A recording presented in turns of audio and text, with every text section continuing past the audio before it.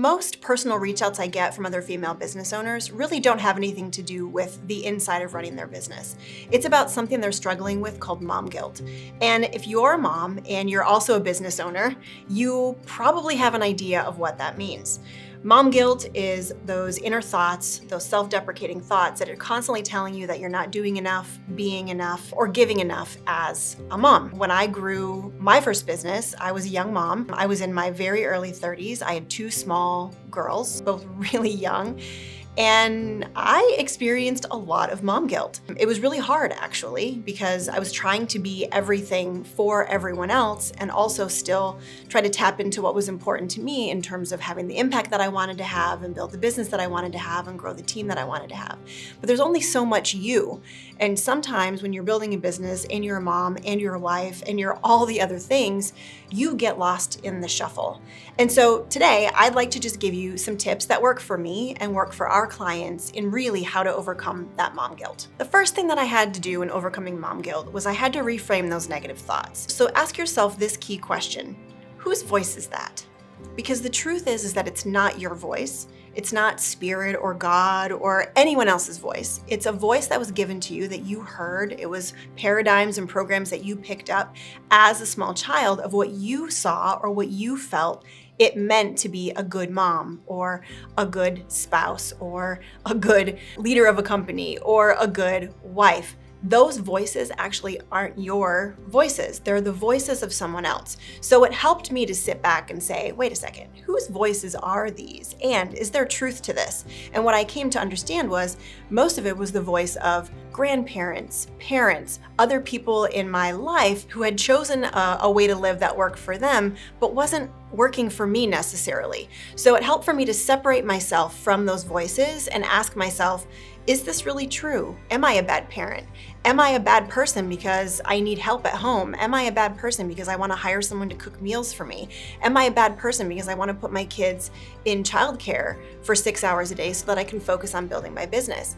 And the answer that came back to me was that no, I wasn't. I was providing great care for my kids so that I can focus on what I needed to do and they can be well cared for.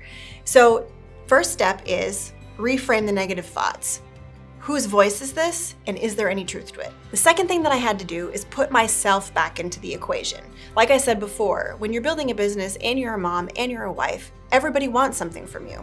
Your team needs you to answer questions. Your kids need your attention. Your husband needs your attention, and you get lost in the shuffle. So the second thing that's really important in overcoming mom guilt is to make sure you're prioritizing your own self-care. And this doesn't necessarily mean booking massages or getting your nails done. Ladies, this means building time for yourself in your day.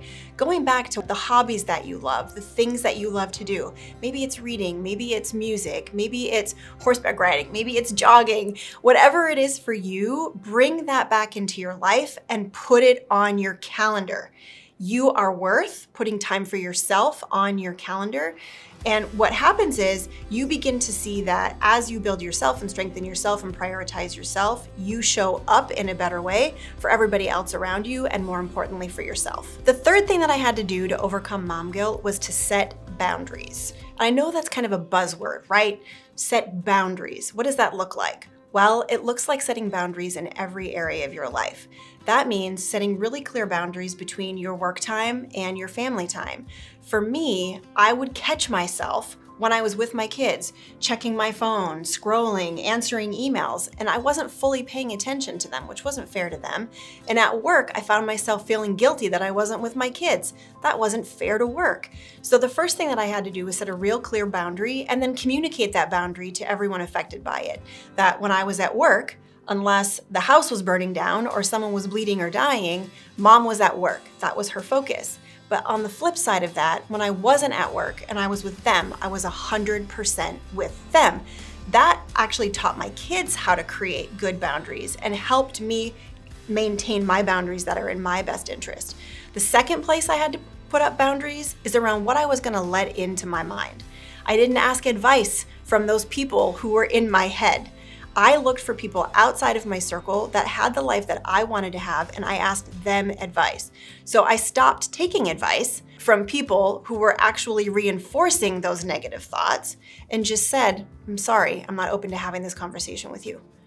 Setting a really firm boundary about what you're going to let into your mind and what you're going to take into your mind was really pivotal for me. The fourth thing that I had to do was seek support.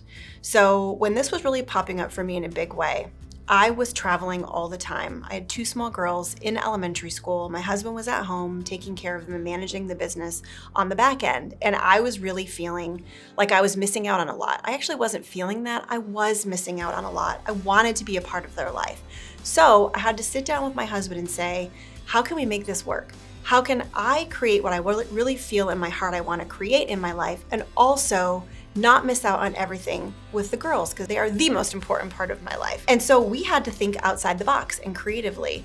What we decided to do was pull them out of school, hire a private teacher to travel with us, and then for years, we had a private teacher that traveled with us as we traveled for business. This gave us the flexibility to do whatever we needed to do and allowed me to seek support for what I was needing. And let me tell you, it wasn't easy. Everybody around us thought we were drinking the Kool-Aid. They thought my kids would end up antisocial and unable to enter society. Well, I'll tell you, my girls right now are grown adults and they are perfectly fine. But in order for you to really release that mom guilt, you have to create a system that works for you. Whether that's hiring someone to cook dinner for you at night because you'd rather spend your time with your kids than cooking dinner. Maybe it's hiring someone to do the laundry for you for the same reason.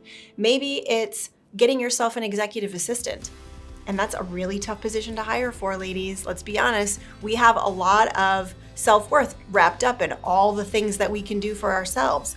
But in order for you to release that mom guilt, you really need to allow yourself to be supported. And it's a stretch. And for some of you, it's a value conflict, but it's 100% worth doing. And then number 5, which doesn't seem like it would be a really important key point in alleviating mom guilt, but it's actually allowing yourself to celebrate your successes. I mean, let's be honest, you're doing something that most people never do. Most people don't run a business, put themselves at risk every single day, hustle their asses off. At the same time, they're trying to raise children and be a good wife and be there for their family. So part of this is really celebrating who you are and what you've accomplished rather than just doing things and moving on. Taking a step back and saying, wow, I did that. That's amazing. And talking to yourself in a way that appreciates yourself rather than continually doesn't appreciate yourself is a huge habit to get in trying to alleviate mom guilt. Remember, it's okay to make mistakes. You're human. Your kids will probably be messed up. I know mine will. That's their journey. But we all know you're doing the best that you absolutely can. And if you follow these 5 tips, it'll help you feel better about yourself in doing that. It may also help you see opportunities that are around you right now to make your life, your children's lives, your family's lives, and your business life much better. Thank you so much for watching this. If you yourself are currently struggling with mom guilt, comment below. I want to hear about it and help any way that I possibly can. And also, if you know another mom that's struggling with this, or quite honestly, even a dad, because dads experience dad guilt too, please share this with them in the hope that it will help them as well. Go ahead and hit follow, and I'll see you again soon.